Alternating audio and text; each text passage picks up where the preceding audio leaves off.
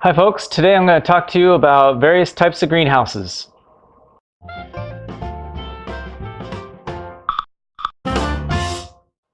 This episode was brought to you by our Patreon contributors and by trueaquaponics.com. They have a lot of great things on their forum and on their website about nutrient deficiencies. By greenlifeplanet.net, serving Trinidad with all your aquaponic needs. And by glassbottleoutlet.com. They have all kinds of really great storage bottles, all made out of glass.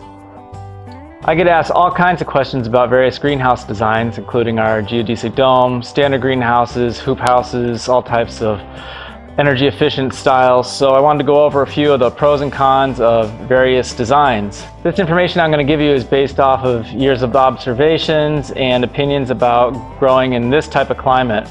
So we're really dealing with a lot of the northern, colder areas.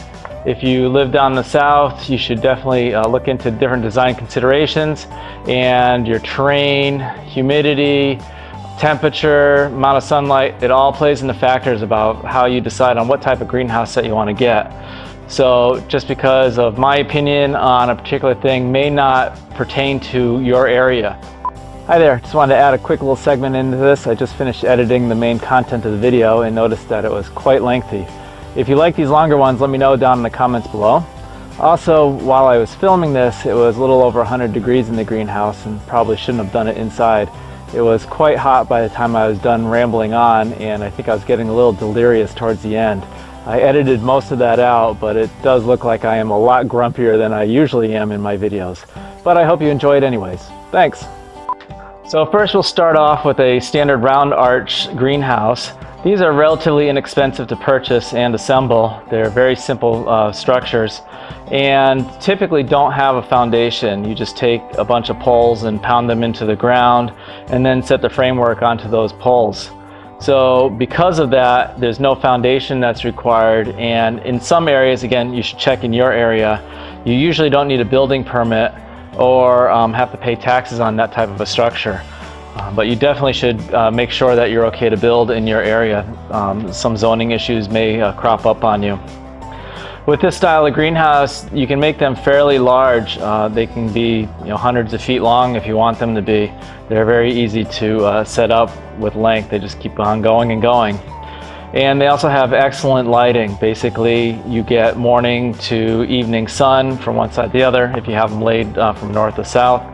And with the winter exposure here, we're at 24 degrees for our worst case scenario for light coming in. So you get light coming in through the end wall and of course through the top still. And then during the summer, we're at about 72 degrees for our angle of sun during the summer.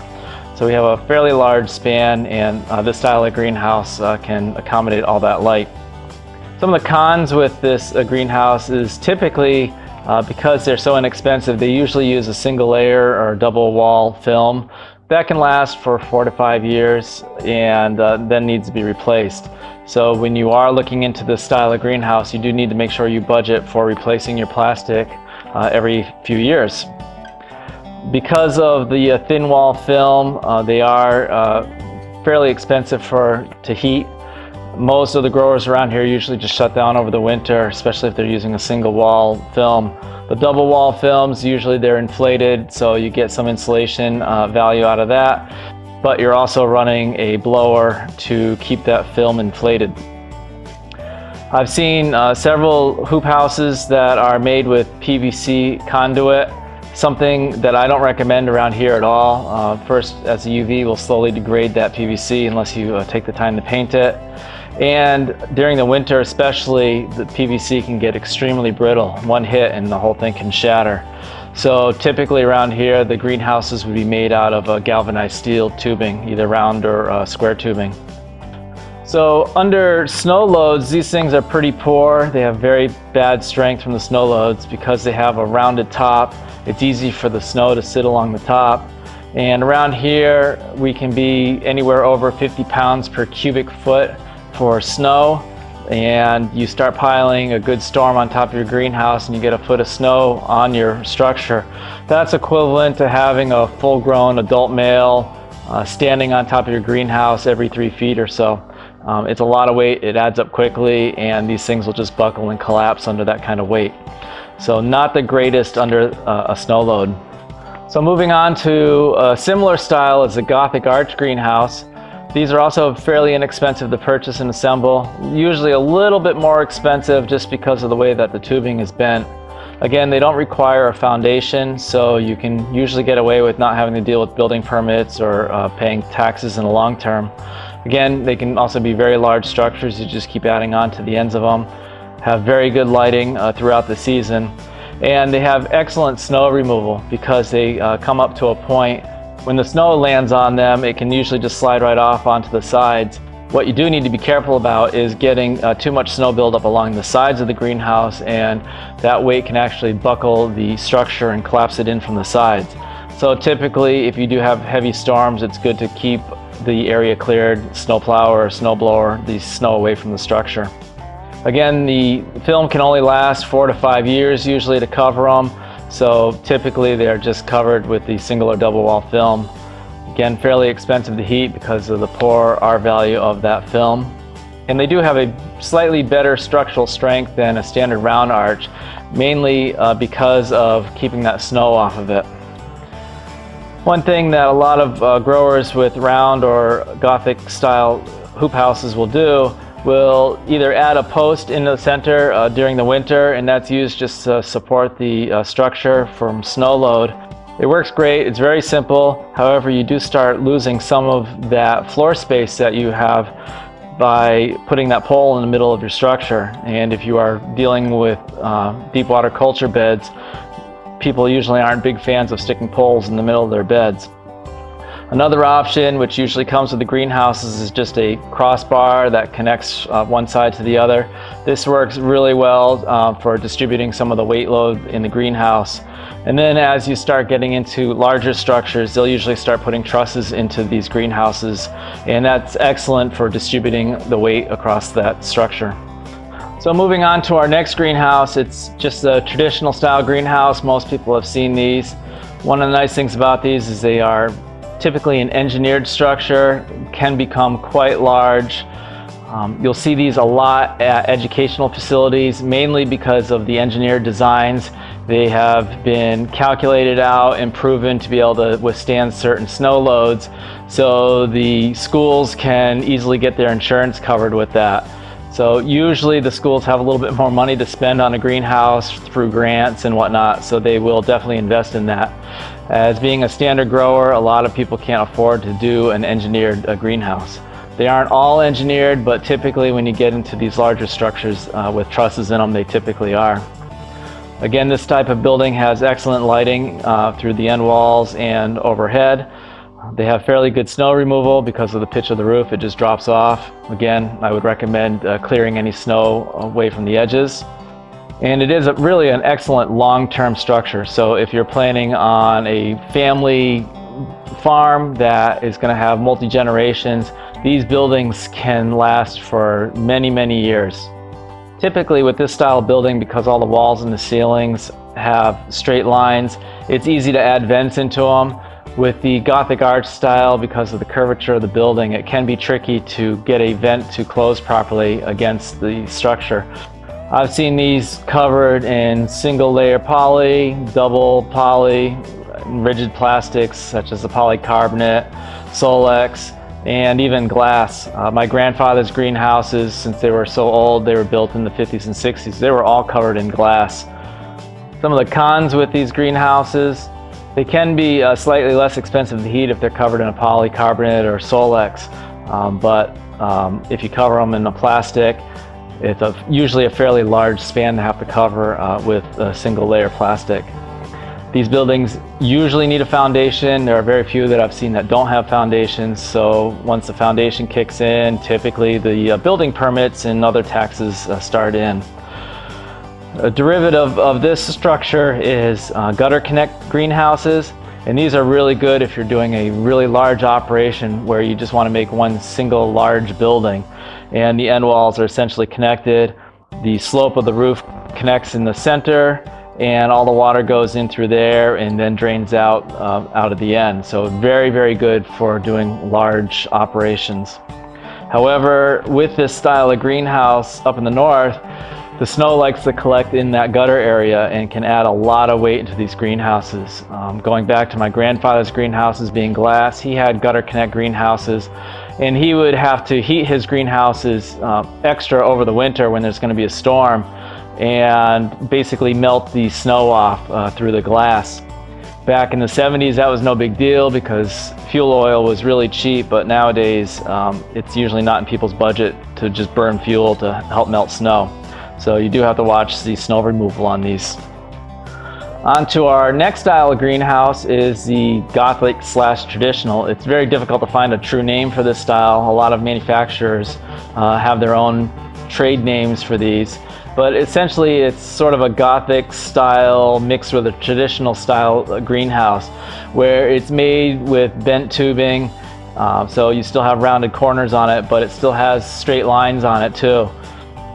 They're relatively inexpensive to purchase because it's still sort of like a high tunnel type greenhouse, but they usually will have some type of a truss mechanism built into it to deal with the weight distribution from the snow. I've seen these both with and without foundations. Of course, foundations usually will need a building permit. You can usually make these fairly large structures with nice spans. You have excellent lighting coming in overhead and through the end walls, and are pretty good with the snow removal since you have that nice pitched roof. It can slide right off.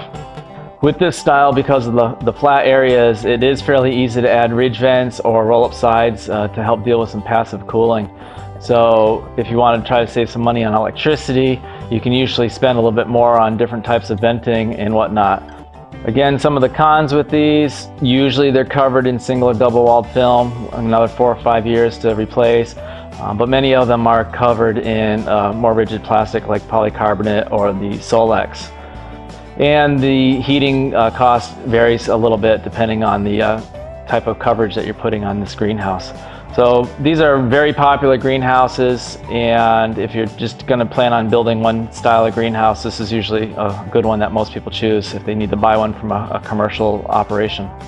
Okay, moving on to some of our more non-traditional greenhouses. Of course, I have to mention the geodesic dome. That's what we have here currently. They are moderately to expensive in price per square foot. The problem with these is that they are so unique, it can be difficult to get any approval from your building official to put them up without engineered designs. They just aren't familiar enough with how the strength of these are. They have excellent lighting. We get great lighting in here from east to west, morning to night, and through the different seasons with the low to higher pitched light.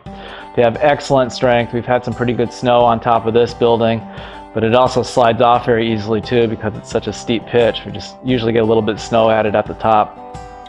These are usually covered in polycarbonate just because it's easy to cut it and have them individual pieces. So that will help add to the cost of it. And this one has very good passive cooling in it. So the vents open up with a higher roof in it. The heat comes right out through the top of the building. So they are fairly good with keeping cool. Some of the cons with this structure: it's a round shape, so it's difficult to have an efficient bed layout used for commercial use. It's one of the primary reasons why I wouldn't build one if I was going to do a commercial operation. It's just too hard to do assembly line type growing with long deep water culture beds. It's not too bad to heat, but it does have to be heated. It's not a highly energy efficient building. And it does require here a foundation once we got into this size. I have seen some smaller ones where they'll just pound posts into the ground or put sonic tubes into the ground and anchor it to that.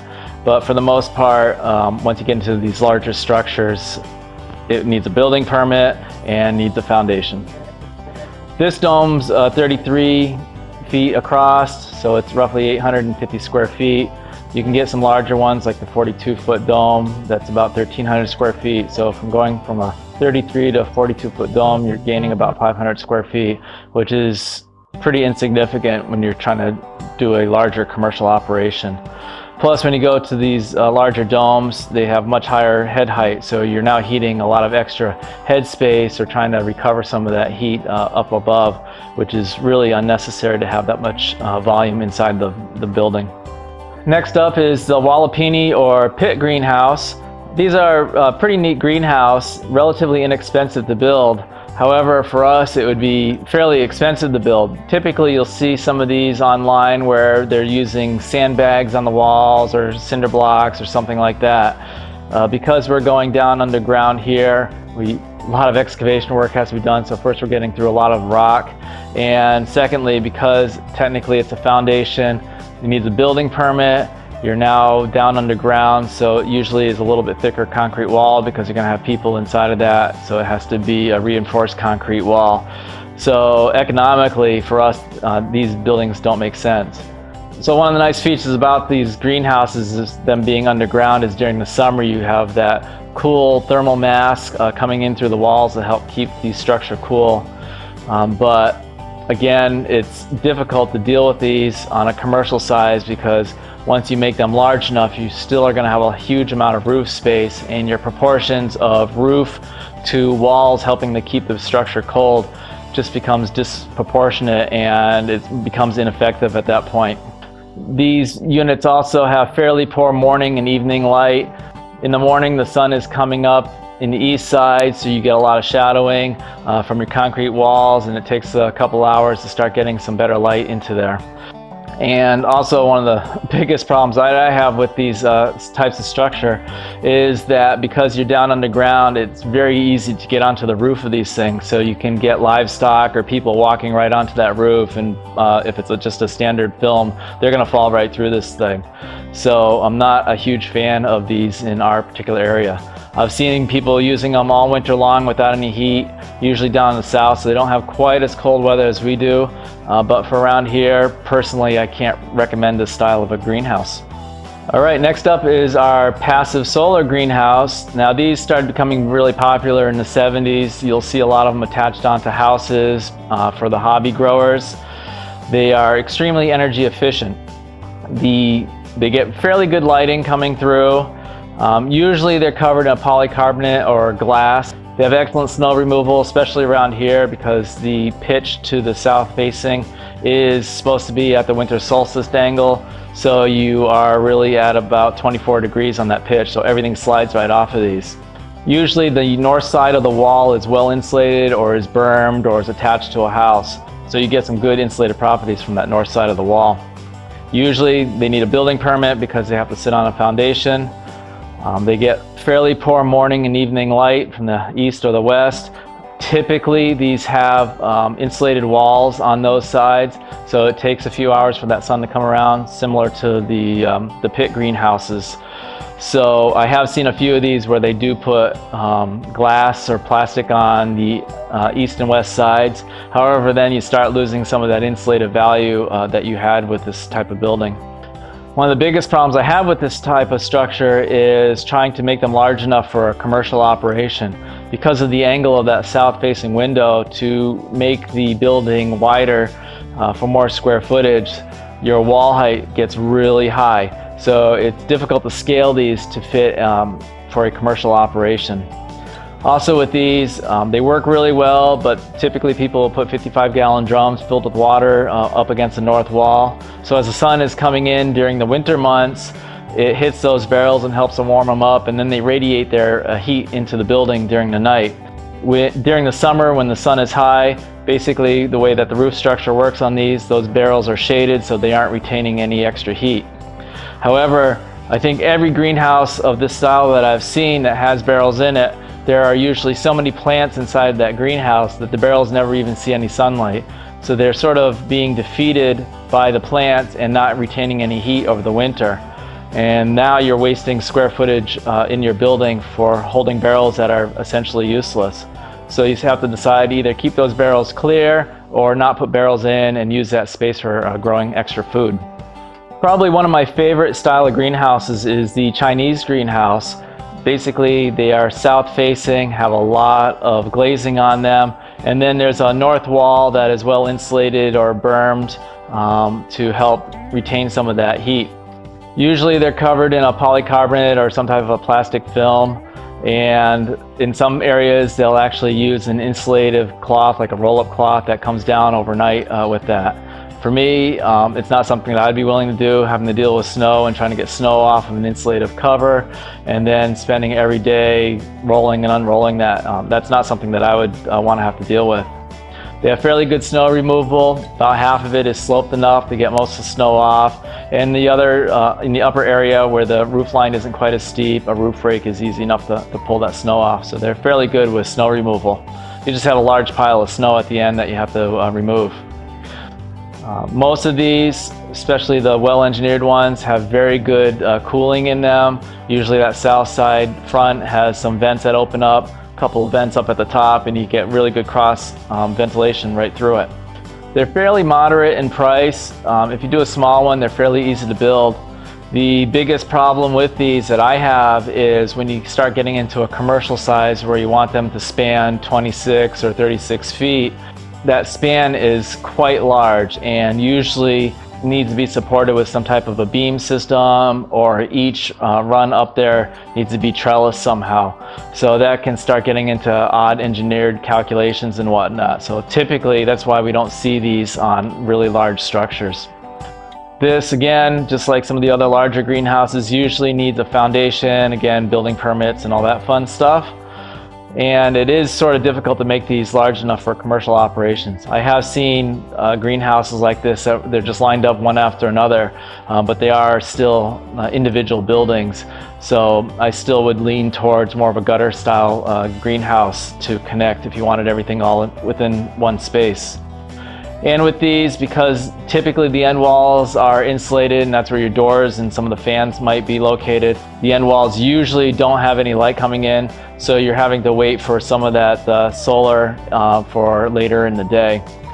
I've mentioned a couple times about poor light in the morning, and it's fairly important, at least in our area, to try to get light into that greenhouse as soon as possible, because at night you get a lot of moisture condensating onto the plants and it increases your risk of getting various diseases.